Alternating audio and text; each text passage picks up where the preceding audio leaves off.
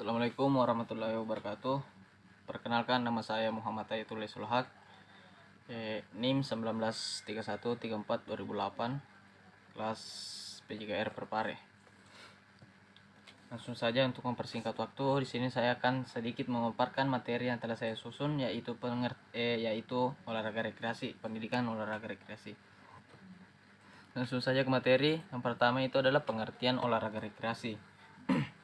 Olahraga adalah proses sistematik yang berupa segala kegiatan atau usaha yang dapat mendorong mengembangkan dan membina potensi-potensi jasmania dan rohania seseorang sebagai perorangan ataupun anggota masyarakat dalam bentuk permainan, bahkan kelompok dan pertandingan. Dan kegiatan jasmani yang intensif untuk memperoleh rekreasi dan kemenangan dan prestasi puncak dalam rangka pembentukan manusia Indonesia seutuh yang berkualitas berdasarkan Pancasila. Kata rekreasi itu berasal dari kata bahasa Latin, yaitu yang secara harfiah berarti membuat ulang, dan secara umum pengertian rekreasi adalah kegiatan yang dilakukan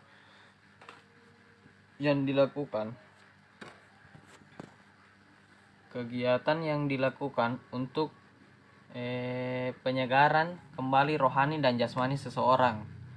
Rekreasi adalah sebuah kegiatan yang dilakukan seseorang lain selain pekerja. Kegiatan yang umum dilakukan untuk melakukan rekreasi adalah perwisata, olahraga, bahkan permainan dan hobi. Dan pengertian rekreasi ini kegiatan dipilih dan rekreasi ini kegiatan yang dipilih oleh seseorang sebagai fungsi yang untuk memperbaharui ulang kondisi fisik ataupun jiwa, sehingga rekreasi tidak berarti hanya untuk membuang waktu ataupun membunuh waktu.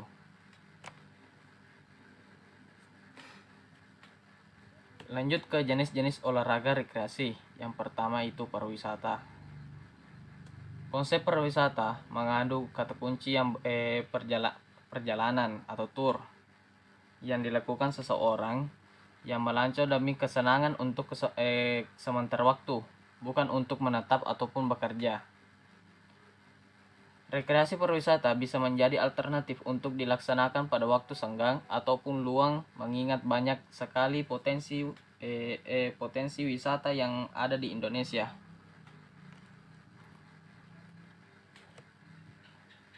Lanjut, kedua itu adalah olahraga. Olahraga yang dapat dilakukan untuk rekreasi meliputi olahraga tradisional, modern. Olahraga tradisional yang dilakukan pada waktu luang adalah sebagai berikut. Yang pertama itu tarik tambang, kejar-kejaran, bakiak ataupun lomba balap karung, lomba balap kelereng, patok lele, dan lain-lain. Contoh olahraga modern yang biasa dilakukan untuk mengisi waktu luang diantaranya yaitu futsal, basket, volley, bulu tangkis, tenis meja, para layang, arum jeram, airsoft gun, dan bela diri, trekking, dan lain-lain. Yang ketiga itu permainan. Permainan merupakan salah satu kegiatan rekreasi yang dilakukan untuk tujuan bersenang-senang. Sarana dan peraturan dalam permainan yang dilakukan untuk rekreasi dapat dimodifikasi. Contohnya melakukan permainan futsal yang dimodifikasi menggunakan sarung dan gawang dari kardus. Permainan petak umpet atau engkrang, bakiat, tarik tambang, dan lain-lain. Lanjut, keempat itu adalah hobi. Hobi adalah melakukan kegiatan yang disukai dengan tujuan untuk menyenangkan diri sendiri. Banyak orang melakukan hobi mereka ketika mempunyai waktu luang. Beberapa orang mempunyai hobi pergi ke daerah yang mempunyai pemandangan hijau, banyak pepohonan yang rindang, suasana yang nyaman seperti sawah, ladang, pebukitan, ataupun kebun. Namun sebagian juga mempunyai hobi untuk sekedar duduk di pantai untuk menghabiskan waktu luang mereka. Sebagian orang juga mempunyai hobi untuk mengoleksi barang-barang yang disukai dan memperbaiki ataupun merapihkan barang-barang koleksinya ketika mempunyai waktu luang.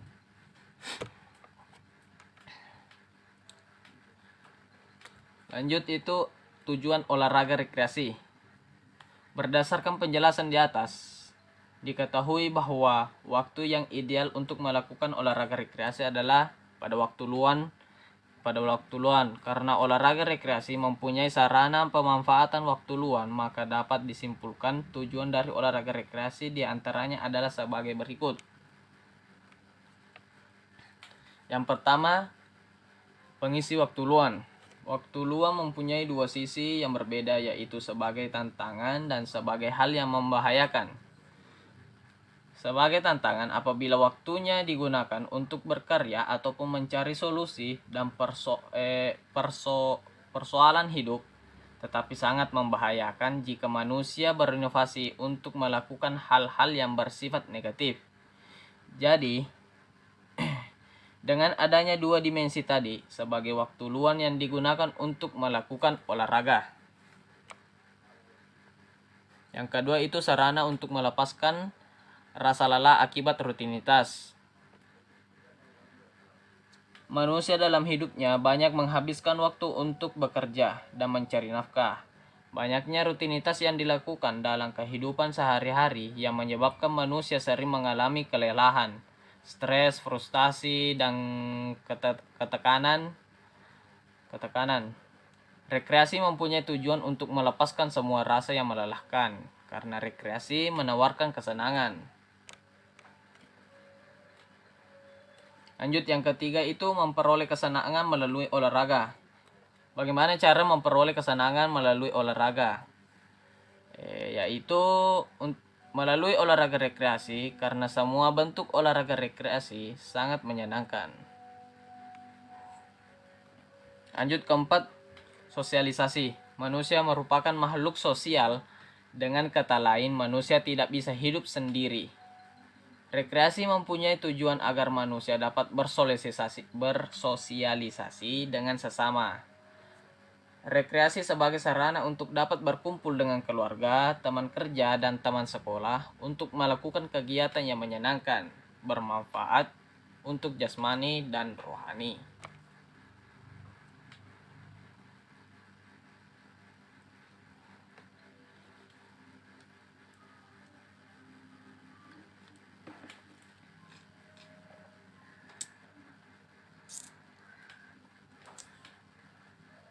Lanjut ke pengertian perwisata. Perwisata mempunyai dua sifat, yaitu sifat umum dan sifat teknis.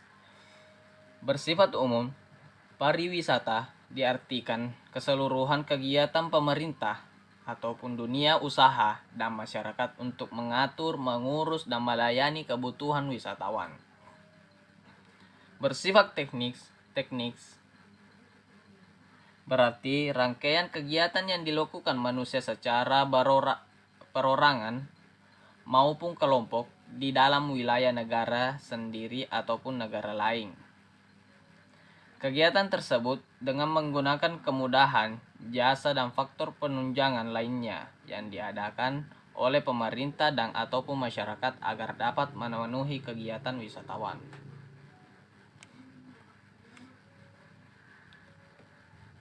Pariwisata berasal dari dua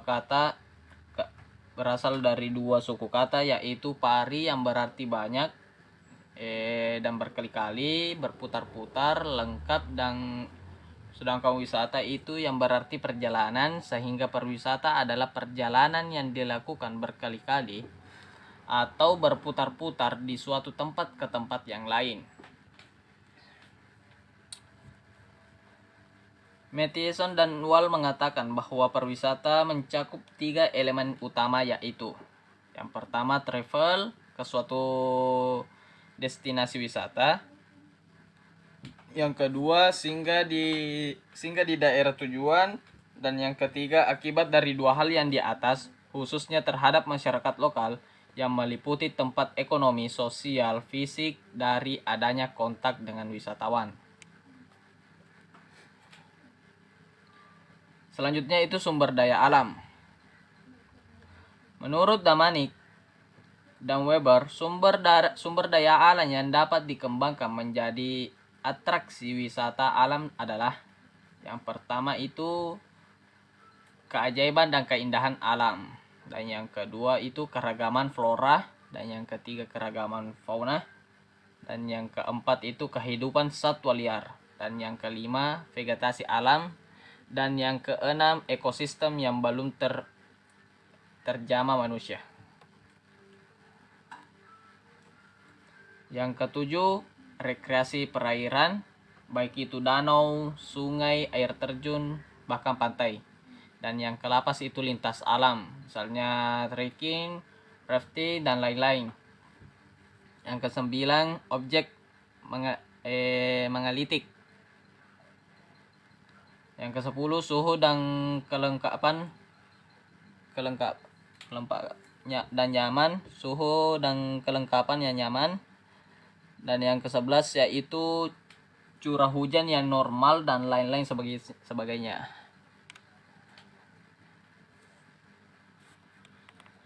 Sumber daya alam manusia yaitu core components yaitu peluang karir terbuka untuk posisi kantor, perwakilan, dan penjualan. Ini tadi agen manusia, sumber daya manusia. Agen tiket dan tenaga administrasi, penelitian pasar, direktur rekreasi dan akuntansi dan sebagainya. Railroad yaitu diperlukan tenaga pelayanan penumpang ataupun penjualan tiket ataupun tenaga reservasi atau masinis, petugas pengatur lalu lintas kereta atau mekanik, manajer regional atau wilayah dan sebagainya. Rental car yaitu diperlukannya agen penjualan atau reservasi, agen penyewaan atau mekanik atau mengemudi atau administrasi, manajemen wilayah atau regional dan sebagainya.